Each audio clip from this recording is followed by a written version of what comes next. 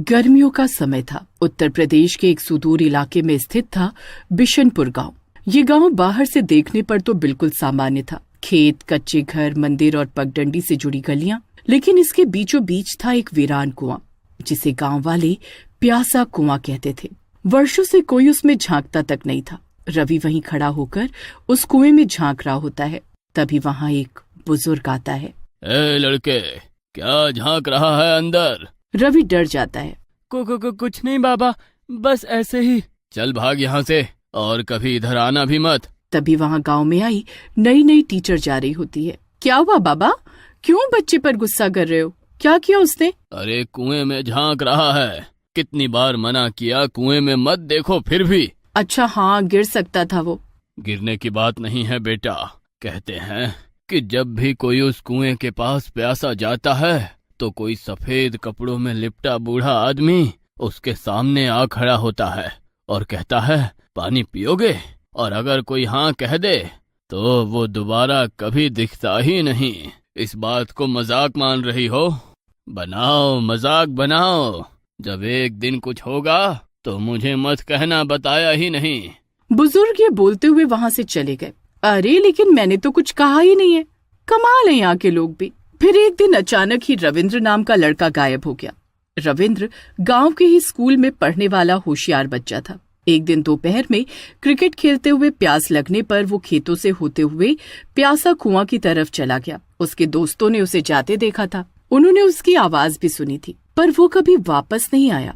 वो कुएं की तरफ पानी पीने गया था। फिर हम इंतजार करते रहे, लेकिन वो नहीं आया। 4 दिन तक गांव में खोजबीन हुई, मगर रविंद्र का कोई सुराग नहीं मिला। तब गांव वालों ने फिर से उस बूढ़े भूत की कहानियों को याद किया। कहीं उन बाबा की बात सच तो नहीं थी? क्या पता क्या हुआ होगा उस बच्चे के साथ में। एक दिन राहुल भी उधर गया। मम्मी तो मना करती है, लेकिन अभी घर बहुत दूर है और प्यास भी लगी है। बस एक बार पानी पी लेता हूँ, कुछ भी नहीं होगा। लेकिन उसके बाद राहुल भी नहीं लौटा। इसके बाद घटनाएं तेज हो गई। 1 महीने के भीतर 3 और लोग गायब हो गए। हर किसी ने गायब होने से पहले पानी की बात कही थी। मैंने कहा था, लेकिन मेरी यहाँ सुनता ही कौन है? गांव में हलचल मच गई। लोग कुएं के पास जाना तो दूर, उसका नाम लेने से भी डरने लगे। बच्चे डर के मारे शाम से पहले ही घर लौट आते। स्कूल बंद हो गया और हर शख्स किसी अनहोनी की आशंका में जीने लगा। बिशनपुर में गर्मियों की छुट्टियों में एक नया लड़का आया, अर्जुन, जो लखनऊ का रहने वाला था। वो अपने मामा के यहाँ गर्मियां बिताने आया था। अर्जुन साहसी था, शहरी लड़का था और डर की कहानियों को सिर्फ मनगढ़ंत किस्से मानता था। जब उसने गांव में रविंद्र और अन्य लोगों के गायब होने की बात सुनी तो उसकी रुचि बढ़ी। उसने मामा से पूछा, मामा, ये सब लोग कुएं के पास क्यों गए थे और वहाँ क्या खास है? मामा ने गुस्से में कहा, उस कुएं के बारे में मत पूछ अर्जुन। वो जगह अब शगुनी है। जो वहाँ गया वापस नहीं आया। पर अर्जुन को अब और भी ज्यादा जानना था। अर्जुन ने एक रात अपने दोस्त दीपक और छोटू के साथ तय किया कि वे कुएं तक जाएंगे और सच्चाई जानेंगे, और रात 11 बजे चुपचाप घर से निकले। खेत पार करते हुए वे कुएं के पास पहुँचे। यहाँ तो कोई नहीं है। कुएं के पास हवा अचानक ठंडी हो गई। चारों तरफ सन्नाटा था, जैसे कुछ देख रहा हो। तभी अर्जुन ने देखा, एक बूढ़ा आदमी सफेद धोती कुर्ता पहने कुएं के पास खड़ा था। उसने धीमी आवाज में कहा, पानी पियोगे? अर्जुन और उसके दोस्त स्तब्ध रह गए। दीपक और छोटू तो डर के मारे उल्टे पांव भाग गए, मगर अर्जुन कुछ पल वहीं खड़ा रहा। लेकिन जैसे ही बूढ़े ने उसकी ओर एक और कदम बढ़ाया, अर्जुन की हिम्मत जवाब दे गई और वो भी भाग निकला। सुबह गांव में खबर फैल गई कि अर्जुन और उसके दोस्त कुएं तक गए थे। सभी घरों में डर और नाराजगी थी। अर्जुन के मामा ने उसे बहुत डांटा, पर अर्जुन डरने वाला नहीं था। वो अब जान चुका था कि वो भूत असली था। मगर वो कौन था? वो पानी ही क्यों पिलाता था? और जो लोग पानी पीते हैं वे कहाँ जाते हैं? उसने तय किया कि अब वो पीछे नहीं हटेगा। अर्जुन अपने मामा के घर में एक दिन पुरानी चीजें खोज रहा था। छत पर रखी एक लोहे की संदूकची में उसे एक फटी पुरानी, उस पर लिखा था, बिशनपुर जल सेवक, सन 1947। डायरी का पहला पन्ना पढ़ते ही अर्जुन की रूह कांप गई। उसमें लिखा था, मुझे पानी पिलाना अच्छा लगता है। गर्मियों में हर राहगीर को पानी देना मेरा धर्म है। पर एक दिन मैंने पानी में गलती से कुछ ऐसा मिला दिया जिससे रामलाल की बेटी नहीं बची। अब लोग मुझसे डरने लगे हैं। अच्छा, तो ये बात है। उसने भागकर अपने दोस्त दीपक को भी बताया। क्या सच में? गांव वालों ने लक्ष्मी चंद को जहर देने का दोषी मानते हुए उसे पीट पीट कर मार डाला। गुस्से में उसे कुएं में फेंक दिया गया। उस दिन के बाद वो कुआं प्यासा कुआं कहलाने लगा। और क्या लिखा था उसमें? डायरी में आखिरी पंक्तियां थी। उसमें लिखा था, मैं मर गया हूँ पर मेरी आत्मा प्यासों को पानी देने अब भी आती है, पर जो पिए वो मेरे साथ चला जाता है। अर्जुन ने ये बात अपने मामा को बताई। पहले तो वो आश्चर्यचकित हो गए कि ये डायरी पहले उन्हें क्यों नहीं मिली। ये सिर्फ आत्मा नहीं, एक अधूरी आत्मा है जिसे समाज ने मार दिया, पर उसका कर्म अधूरा रह गया। खैर, हमें इससे दूर ही रहना चाहिए।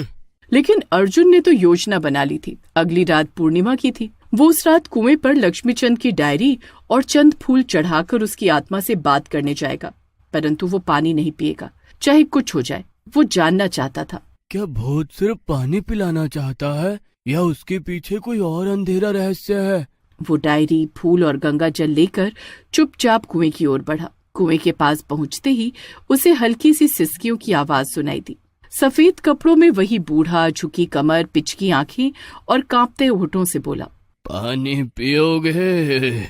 लक्ष्मी चंद बाबू, मुझे सच जानना है, क्यों ले जाते हो उन्हें जो पानी पीते हैं? भूत ने सर झुका लिया। क्षण भर बाद जैसे कोई कैद आत्मा टूटे बांध से बाहर निकली। आवाज गूंजने लगी, मैं नहीं ले जाता उन्हें, ये कुआं ले जाता है। लक्ष्मी चंद की आत्मा ने बताया कि जब गांव वालों ने उसे मारा तो मरते वक्त उसने पानी को श्राप दिया। जिसने मेरी सेवा इज्जत नहीं की, अब वो इसी पानी में समाएंगे। पर वो श्राप सिर्फ भावनात्मक था। असल में कुएं में एक और आत्मा बस गई थी, जल पिशाच, जो मृत्यु से पैदा हुई नकारात्मक ऊर्जा से पनपा था। अब जब भी कोई व्यक्ति हाँ कहता, लक्ष्मी चंद तो बस पानी देता, लेकिन असली हमला कुएं के भीतर से आता। पिशाच की आत्मा उसे खींच लेती। तो मतलब आप लोगों को नहीं मारते हो? नहीं, मैं तो बस पानी पिलाता हूँ, मारता तो ये कुआं है सबको। अर्जुन ने फैसला किया कि अब ये खेल खत्म करना होगा। उसने गंगा जल कुएं में छिड़का और लक्ष्मी चंद की डायरी को अग्नि में समर्पित कर दिया। तभी आसमान में गड़गड़ाहट हुई और कुएं से एक आकृति निकली। यही है वो जल पिशाच। अर्जुन ने शुद्ध मंत्रों का जाप शुरू किया जो उसने एक तांत्रिक से सीखा था। पिशाच तड़पने लगा और तभी लक्ष्मी चंद की आत्मा ने अर्जुन की आंखों में देखकर कहा, अब समय है मुझे जाने का, धन्यवाद बच्चे। एक तेज रोशनी हुई। भूत, जल पिशाच, कुआं सब शांत हो गया था। सबको पता चला तो सुबह गांव वाले देखकर हैरान रह गए। प्यासा कुआं सूख गया था। लोगों को समझ नहीं आया, मगर अर्जुन जानता था कि जल पिशाच अब नहीं रहा। बेटा, तुम ठीक है ना? मैंने मना किया था ना तुझे। मैं ठीक हूँ मामा। उस दिन के बाद गांव में कोई गायब नहीं हुआ। मवेशी लौट आए। रविंद्र, सूरज और अन्य जो गायब हुए थे उनके बारे में कोई सुराग नहीं मिला, मगर गांव वालों ने मान लिया कि ये सब श्राप के कारण हुआ था। अर्जुन का गांव में नाम हो गया। लोग उसे छोटा तांत्रिक कहकर सम्मान देने लगे, पर अर्जुन के मन में हमेशा एक सवाल रहा, क्या वाकई वो आत्मा मुक्त हो गई या बस दब गई? वह लौट गया लखनऊ, मगर डायरी की एक आखिरी पंक्ति उसके जहन में अटकी रह गई थी, जो उस रात दिखी नहीं थी। 1 साल बाद बिशनपुर के स्कूल में एक नया जल सेवक आया। वही सफेद धोती, वही झुकी कमर और वही मुस्कान। पानी पियोगे? बच्चों में से एक ने खुशी से बोला, हाँ। लेकिन जैसे ही उस बच्चे ने लोटे से पानी पिया, उसका चेहरा पीला पड़ने लगा और वहाँ खड़ा मास्टर रमाकांत डर के मारे चीख पड़ा, लक्ष्मी चंद, तुम वापस आ गए?